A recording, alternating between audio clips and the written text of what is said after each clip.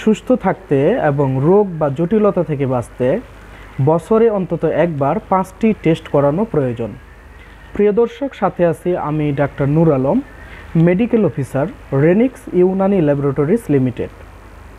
আজকে আমরা জানব বছরে অন্তত একবার কোন 5টি টেস্ট করানো প্রয়োজন।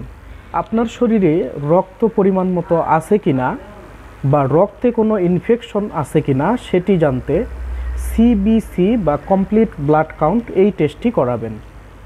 আপনার লিভারে কোনো চর্বি জমেছে কিনা বা লিভারে কোনো সমস্যা আছে কিনা, লিভার ভালো আছে কিনা এটি জানতে লিভার ফাংশন টেস্ট এই টেস্টটি বছরে অন্তত একবার করাবেন।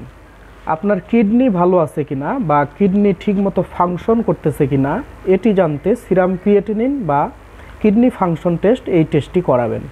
আমাদের সাধারণত 67% কিডনি নষ্ট হয়ে গেলে তারপরে কিডনি নষ্ট হওয়ার যেই লক্ষণ বা উপসর্গ আছে এইগুলো প্রকাশ পায়। এজন্য সিরাম ক্রিয়েটিনিন বা কিডনি ফাংশন টেস্ট এই টেস্টটি বছরে অন্তত একবার অবশ্যই করাবেন। আপনি যে প্রতিনিয়ত ভাজা পোড়া তেল চর্বি জাতীয় খাবার খাচ্ছেন, এই সব খাবারের কারণে বা অন্য কোনো কারণে আপনার রক্তে কোনো চর্বি জমলো কিনা, আপনার রক্তে কোলেস্টেরল জমলো কিনা এটি জানতে আপনি লিপিড প্রোফাইল এই টেস্টটি করাবেন।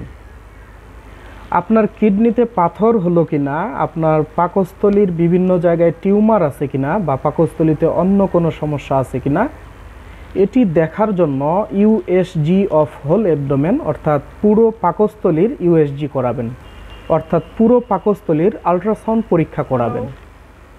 এছাড়াও আপনার বয়স যদি 40 বছরের উপরে হয় তাহলে প্রতি 6 মাস পর পর ডায়াবেটিস এবং চোখের পরীক্ষা করাবেন। ধন্যবাদ, সুস্থ থাকবেন, ভালো থাকবেন, আসসালামু আলাইকুম।